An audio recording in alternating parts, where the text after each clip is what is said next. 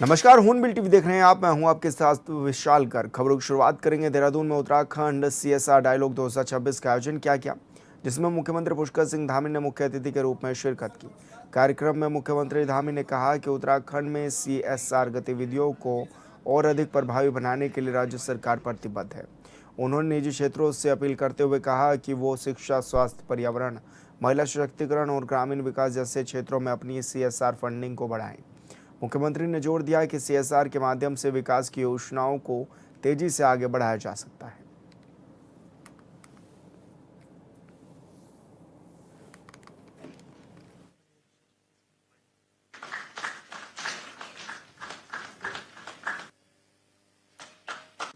इस संवाद का हिस्सा बनना और राज्य के विकास में अपनी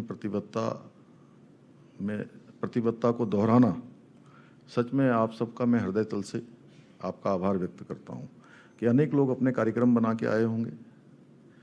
और सुधांशु जी जब बोल रहे थे तो मैं कुछ स्मरण कर रहा था थोड़ा बहुत। जब मैं ये जो हमारे धार्मिक ग्रंथ होते हैं, भागवत है, शिव महापुराण है, तो थोड़ा थोड़ा जब मेरा समय होता है, जितना मैं करता हूँ, तो उसमें लिखा हुआ है कि जो हम दान करते हैं, पुण्य करते हैं, परोपकार करते हैं, अच्छे कार्य करते हैं, उनका महत्व तीर्थ स्थानों पर और बढ़ जाता है, 10 गुना, 20 गुना, 50 गुना। माने कि अगर आप मैं ये नहीं कह रहा हूँ, वैसे तो मैं तो कहता हूँ कि पूरा देश ही देवभूमि है, लेकिन देवभूमि जो सबसे देवों के नज़दीक, तो उत्तराखंड को ही देवभूमि कहते हैं उसे। तो यहाँ पुण्य करने से, परोपकार करने से, सहायता करने से जो फल मिलेगा वो कई गुना हो जाएगा। और मैं जब इन्वेस्टर समिट के संबंध में अनेक स्थानों पर गया देश और दुनिया के, तो मैंने वहाँ लोगों से आग्रह किया कि देवभूमि में जन्म लेने का अधिकार तो भगवान देता है, किसका जन्म कहाँ होगा ये किसी के अपने हाथ में नहीं होता है, लेकिन कर्म करने का अगर हमारे पास अधिकार भगवान नहीं दिया है, अगर यहाँ भी कर्म कर रहे हैं, और बड़ा अच्छा है कि बहन जी ऋषिकेश में आप रहकर, जन्म यहाँ हुआ, कर्म कहीं कर रही हैं, लेकिन फिर भी कर्म यहाँ पर हो रहा है, उनका सहयोग कर रही हैं, तो कितनी शानदार बात है।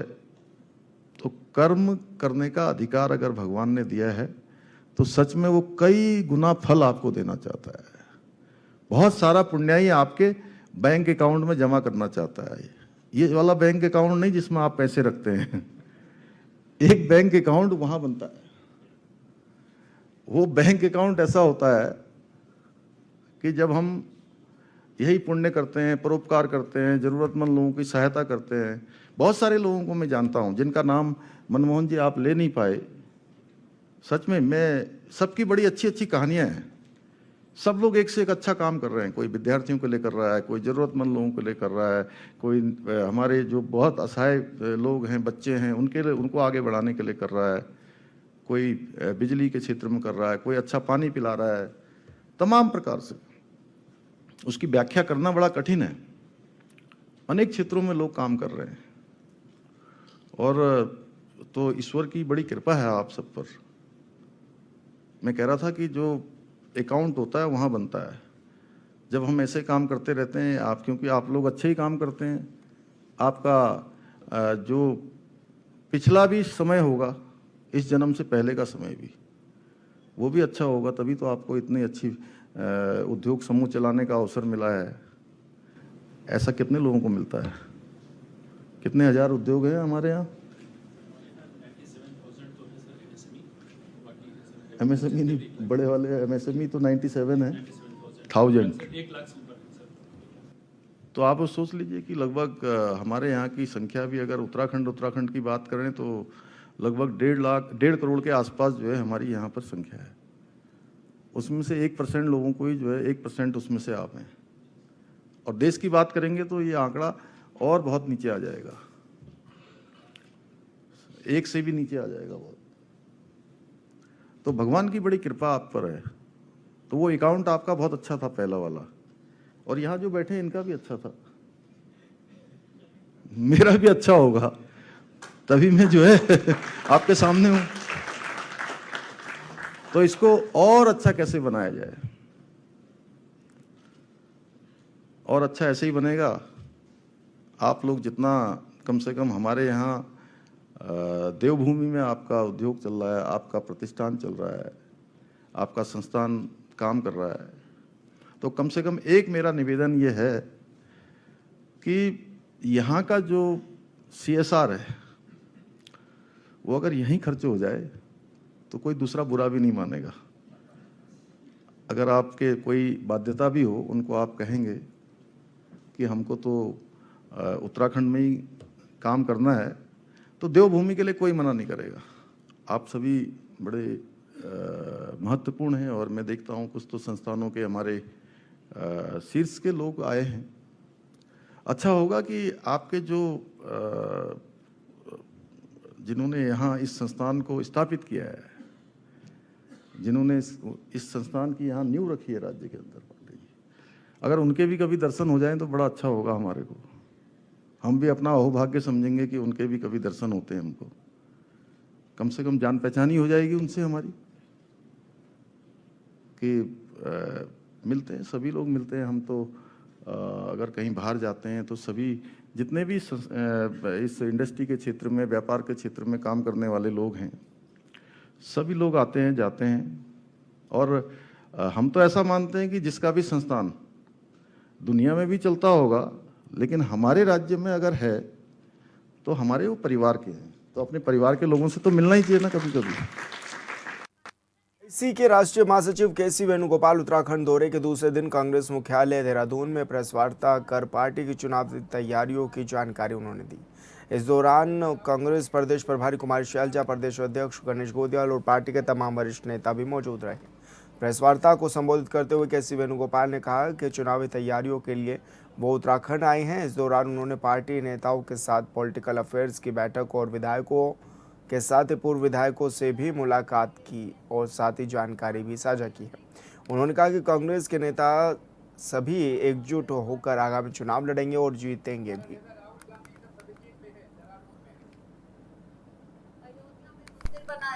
माननीय प्रधानमंत्री जी, WC मेंबर्स, सभी लोग, उत्तराखंड प्रदेश कांग्रेस कमेटी का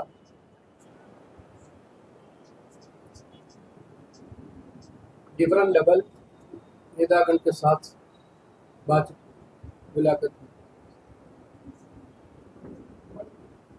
ऑर्गेनाइजेशनल प्रिपरेशन के लिए, इलेक्शन प्रिपरेशन के लिए हम इधर आ गए। इलेक्शन रिव्यू करने के लिए हम आ गए। 2 दिन का मीटिंग के बाद हम बहुत खुशी से बोलना चाहते हैं, उत्तराखंड पार्टी ऑर्गेनाइजेशन हमारा सभी नेतागण लड़ने के लिए, पूरी ताकत के लिए लड़ने के लिए तैयार है। उत्तराखंड हमारा नेतागण एक ही साथ लड़ेंगे, एक ही साथ जीतेंगे Uttarakhand election. Political affairs committee meeting था, हमारा DCC प्रेसिडेंट का मीटिंग था। 4 घंटे के लिए DCC प्रेसिडेंट का मीटिंग आता है। PSC भी वही तरह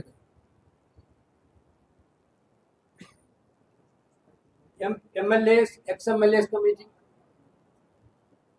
उसके बाद frontal organisation and department cell का मीटिंग। पूरा नेतागण का व्यू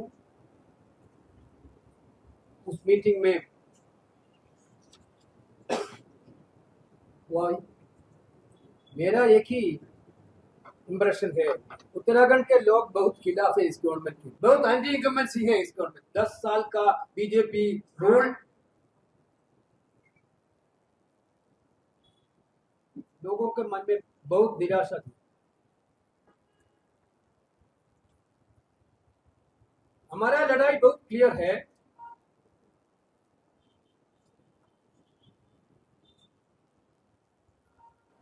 उत्तराखंड एक बदलना चाहिए। सरकार के बदलने के लिए एक विविध वातावरण इधर है, उस वातावरण के ऊपर काम करना चाहते हैं। जो अभी वेणुगोपाल जी ने कहा मीडिया के साथियों, थोड़ा सा इस चीज का ध्यान तो करना पड़ेगा। आप हमेशा पूछते हैं कांग्रेस की गुटबाजी, कौन सी गुटबाजी है? भाजपा की गुटबाजी के बारे में आप नहीं बोल पाते, थोड़ी कमजोरी है आपकी। सरकार की कमजोरियां दिखाने में आपकी थोड़ी सी कमजोरी हो जाती है, पर हम समझते हैं, कोई बात नहीं, बुरा नहीं मानते, हम अपनी बात कहते हैं। आज यहाँ पर जिस तरह का मिसरूल चल रहा है और ये जो डबल इंजन सरकार के दावे इन्होंने बार बार किए हैं, हम उत्तराखंड को देखें, हम उत्तर प्रदेश को देखें, अभी बहुत बड़ा मुद्दा जो वेणुगोपाल जी ने आपके सामने रखा, अयोध्या राम मंदिर का, इन्होंने कितने साल से 90-91 से राम मंदिर के नाम पर राजनीति करते आए। पहले कमर्शियल बना दिया और अब तो लुटेरे हो गए हैं। भगवान राम जी के नाम पर जो लोगों की आस्था रही है, उस आस्था की धज्जियां उड़ाई हैं इन्होंने। ऐसे इनके नाक के नीचे, जैसा वेणुगोपाल जी ने कहा, ट्रस्ट बनाया गया प्रधानमंत्री जी द्वारा, और आज प्रधानमंत्री जी, माननीय प्रधानमंत्री जी चुप क्यों हैं? कब चुप्पी अपनी खोलेंगे इसके बारे में?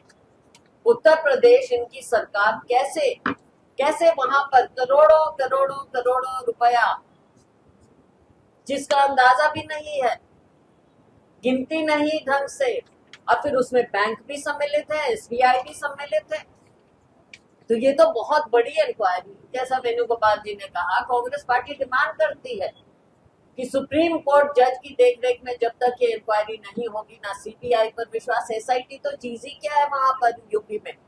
किसी का भी विश्वास है? अगर आपसे अलग मैं बात करूंगी, आप भी विश्वास नहीं करेंगे। लोगों ने अपने घरों से, महिलाओं ने अपने आभूषण तक, लोगों ने जो मंदिर में जाते हैं, आप सब जानते हैं, आप हम जब भी मंदिर में जाते हैं आस्था से जाते हैं और अपने मन से जितना हो सकता है पैसा वहां पर चढ़ा के आते हैं भगवान के नाम पर। और ये भगवान के लुटेरे, जनता के लुटेरे, इनको जवाब देना होगा। केवल ये कह देते हैं कि उनसे हम इस्तीफा ले रहे हैं, जो वहां के कर्मचारी थे, लेकिन इतना बड़ा घोटाला फुटेज है उसमें, तो वो पैसे कहाँ गए? कौन है उसका अपराधी असली? किसी को आपने आज तक गिरफ्तार क्यों नहीं किया? ईडी की अभी बात कर रहे थे वेणुगोपाल जी। आप में से कोई भी कुछ करे, कोई ना कोई सीधा आपके घर आएगा और पूछने से पहले आपको गिरफ्तार कर लेगा।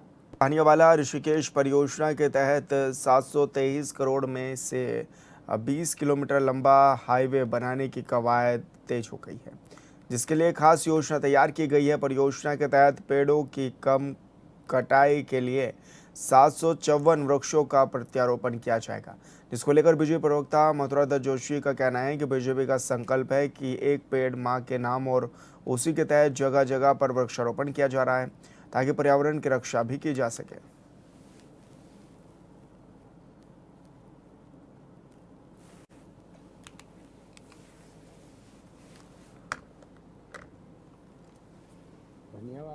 ऋषिकेश जो मोटर मार्ग है, 4 लेन का मोटर मार्ग है, उसके निर्माण में पेड़ों के कटान की बात कही है। तो देखिए, जहाँ विकास होता है तो वहाँ पर कुछ न कुछ त्याग बलिदान भी होता है, और जो भी उसमें कार्रवाई हो रही है वो पर्यावरणीय संतुलन को बनाए हुए रखते हुए, और पर्यावरण मंत्रालय और वन मंत्रालय की अनुमति से वहाँ पर काम हो रहा है। और कि जिस तरह से ऋषिकेश और देहरादून के बीच में यात्रियों का दबाव है, यातायात का दबाव है, उसको देखते हुए भी वहाँ पर सड़क निर्माण करना जरूरी है। लेकिन सरकार का प्रयास है कि कम से कम वृक्षपातन हो और वहाँ पर एलिवेटेड रोड का निर्माण होगा, जिससे कि जो वन्य जीव हैं उनके आवागमन में भी दिक्कत न हो। सरकार का ये प्रयास रहता है कि कम से कम वृक्षों का पातन हो और पर्यावरण भी सुरक्षित रहे और विकास कार्य भी आगे बढ़े। अयोध्या राम मंदिर में कथित चंदा चोरी के मामले को लेकर उत्तराखंड में सियासत तेज हो गई है। कांग्रेस ने इस मुद्दे पर बीजेपी सरकार को घेरते हुए गंभीर सवाल उठाए हैं। खटीमा से कांग्रेस विधायक भुवन चंद कापड़ी ने कहा है कि ये मामला करोड़ों श्रद्धालुओं की आस्था से जुड़ा है। इसलिए इसकी निष्पक्ष और पारदर्शी जांच होनी चाहिए। उन्होंने कहा कि राम मंदिर से जुड़े कथित जमीन घोटाले का मामला पहले भी सामने आया था, लेकिन सरकार ने उस समय कोई ठोस कार्रवाई नहीं की। कापड़ी ने आरोप लगाया कि बीजेपी के शासनकाल में धार्मिक संस्थानों की व्यवस्थाओं पर लगातार सवाल उठ रहे हैं।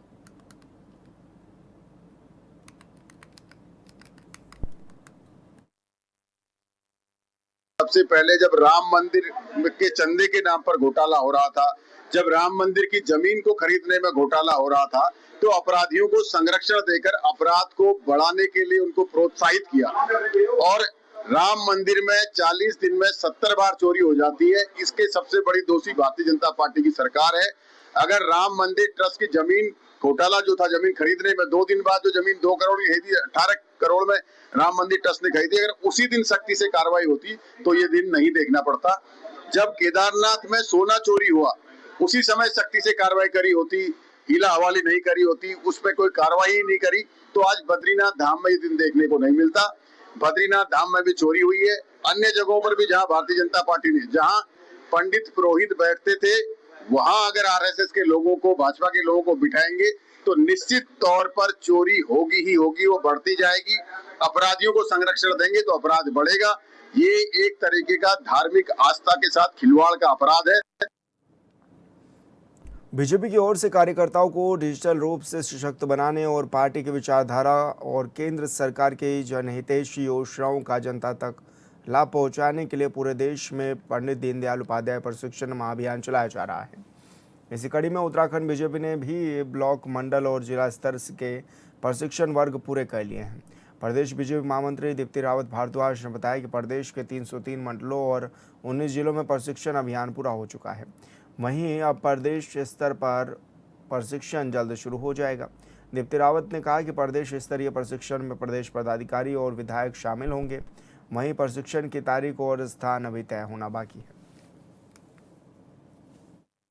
सभी लोग सीनियर हैं, पार्टी में लंबे समय से काम कर रहे हैं, तो ऐसा नहीं है कि उनको बहुत सारे मुद्दों की जानकारी होनी आवश्यकता है। लेकिन जिस प्रकार से हम एक टीचर्स के लिए एक रिफ्रेशर कोर्स करते हैं, हर जॉब में एक नया कोर्स आता है, एक रिफ्रेशर कोर्स होता है, ऐसे ही भारतीय जनता पार्टी में जब हम काम करते हैं तो सिर्फ हम चुनाव लड़ने के लिए काम नहीं करते हैं। हमारी पार्टी विचारधारा की पार्टी है, तो किस विचारधारा को आगे लेकर जाना है हमको, कैसे हम राष्ट्रवादी विचारधारा की बात करते हैं और उसको लेकर हम आगे के चुनाव भी लड़ते हैं और अपना उद्देश्य में कैसा वो क्लैरिटी रहनी चाहिए, उसके लिए एक प्रशिक्षण की आवश्यकता रहती है। तो ये प्रदेश का प्रशिक्षण भी जल्द ही इसी महीने संभवतः उसकी तारीख आ जाएगी। उत्तराखंड में अगले 2 दिनों तक भारी से अत्यंत भारी बारिश की आशंका को देखते हुए प्रशासन हाई अलर्ट पर है। लगातार बारिश का असर सड़क पर भी दिखने लगा है। प्रदेश भर के 4 राजमार्ग समेत 107 सड़कें बंद होने से लोगों की परेशानियां भी बढ़ गई हैं। उत्तराखंड में मौसम का मिजाज बिगड़ा हुआ है। पहाड़ से लेकर मैदान तक भारी बारिश का दौर भी जारी है। ऐसे में मौसम विभाग ने कई जिलों के लिए ऑरेंज अलर्ट तो कई जिलों के लिए रेड अलर्ट तक भी घोषित किया है। इसके बाद ये भी देखा जा रहा है कि तमाम अधिकारी तत्पर हैं और मुख्यमंत्री धामी भी इसकी मॉनिटरिंग कर रहे हैं। तमाम अधिकारियों को निर्देशित किया गया है और अधिकारियों को ये भी कहा गया है कि वो अपने फोन किसी भी कीमत पर बंद नहीं होने देंगे, यानी कि फोन उनके स्विच ऑफ नहीं होंगे और अगर ऐसे में किसी भी अधिकारी का फोन स्विच ऑफ पाया जाता है तो उस पर कड़ी कार्रवाई भी की जाएगी। हालांकि सभी स्कूलों को आज बंद भी किया गया है। कक्षा 1 से लेकर 12 तक के सभी स्कूलों की आज छुट्टी की गई है और ऐसे में ये भी देखा जा रहा है कि तमाम जो पर्यटक जो उत्तराखंड में पहुंच रहे हैं उनसे भी अपील की जा रही है कि वो मौसम का मिजाज जरूर देख लें उत्तराखंड आने से पहले। और उत्तराखंड में अभी भी लगभग 107 सड़कें ऐसी हैं जो बाधित हैं, जो बंद हैं और आवाजाही में लोगों को परेशानियों का सामना करना पड़ रहा है। कई गाँवों का संपर्क अभी भी टूटा हुआ है, जिसको खोलने का काम लगातार टीमें जो है वो करती हुई नजर भी आ रही है। लोगों के लिए बड़ी परेशानी ये बारिश बनती हुई नजर आने लगी है। एक और जहां भूस्खलन जैसी चीजें हो रही हैं तो वहीं जलभराव जैसी स्थिति भी प्लेन एरिया में बनी हुई है। हॉर्नबिल टीवी के लिए देहरादून से विशाल गर्ग। देहरादून में लगातार हो रही मूसलाधार बारिश को देखते हुए दून पुलिस पूरी तरह से अलर्ट मोड पर आ गई है। एसएसपी देहरादून के निर्देश पर जिले के सभी थाना क्षेत्रों में पुलिस की विशेष टीमें लगातार गश्त कर रही हैं। सभी जगहों पर वरिष्ठ अधिकारी की ओर से लगातार निगरानी रखी जा रही है ताकि किसी भी आपात स्थिति में तुरंत राहत और बचाव कार्य शुरू किया जा सके। मौसम विभाग के जो आगामी जो फोरकास्ट हैं उसको ध्यान में रखते हुए सभी पुलिस विभाग की जितने भी हमारे अलग अलग यूनिट्स हैं उसमें खासकर फायर यूनिट्स है, जल पुलिस है और एसडीआरएफ के साथ साथ लोकल पुलिस को भी हम लोगों ने अलर्ट में रखा है, जिसमें जो निचले इलाके हैं जहाँ पर जल भराव या नदी के निचले इलाकों में लोगों को वहाँ से दूर हटने के लिए, दूर रहने के लिए सभी को प्रेरित किया जा रहा है। इसके साथ ही लगातार मॉनिटरिंग भी इसमें की जा रही है, जिसमें अन्य जनपदों के साथ भी हम लगातार संपर्क में है। खासकर नदी में जल भराव या नदी में तेज़ बहाव के साथ साथ अगर ऐसी कोई संभावनाएं हैं उसको ध्यान में रखते हुए समय रहते हुए ऐसे इलाकों को खाली कराया जा सके।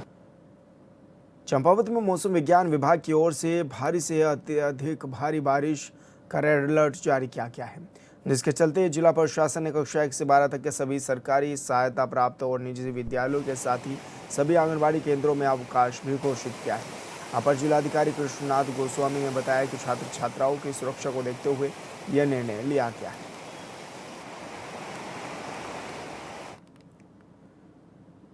आगामी कांवड़ यात्रा 2026 को सुरक्षित, व्यवस्थित और शांतिपूर्ण ढंग से संपन्न कराने के लिए हरिद्वार पुलिस ने श्रद्धालुओं के लिए जारी दिशा निर्देश भी जारी किए हैं। पुलिस ने स्पष्ट किया है कि यात्रा के दौरान जुगाड़ वाहन, रेट्रो, साइलेंस, नुकीले हथियार, त्रिशूल, तलवार और अन्य घातक वस्तुएं पूरी तरह प्रतिबंधित रहेंगी। पैदल कांवड़ की ऊंचाई 6 फीट और कांवड़ झांकी की अधिकतम ऊंचाई 10 फीट तक निर्धारित की गई है, ताकि बिजली लाइनों से होने वाली दुर्घटनाओं से बचा जा सके।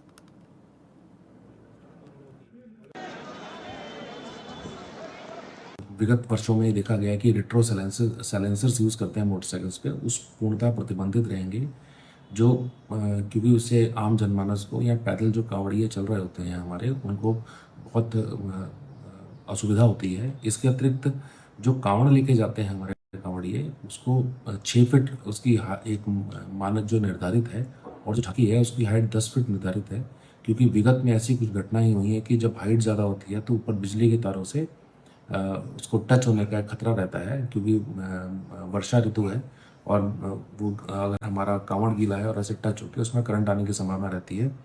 इसके अतिरिक्त जो हमारे जैसे बेसबॉल बैट लेके आते हैं, त्रिशूल, तलवार, डंडे, इस पे पूर्णतः प्रतिबंध रहेगा। और हमारा उद्देश्य ये है कि जो शिव भक्त आ रहे हैं उनको फैसिलिटेट करना कि वहाँ पे आएँ यहाँ पे, और उनका उद्देश्य भी है कि यहाँ से जल भरें और अपने गंतव्य को प्रस्थान करें, ना कि एक तनाव उत्पन्न करना या अशांति फैलाना या किसी को परेशान करना। तो यह इस प्रकार का वो करेगा भी तो उसके खिलाफ फिर कार्य। और फिलहाल इस बुलेटिन में मेरे साथ इतना ही। आप देखते रहिए हॉर्नबिल टीवी। नमस्कार।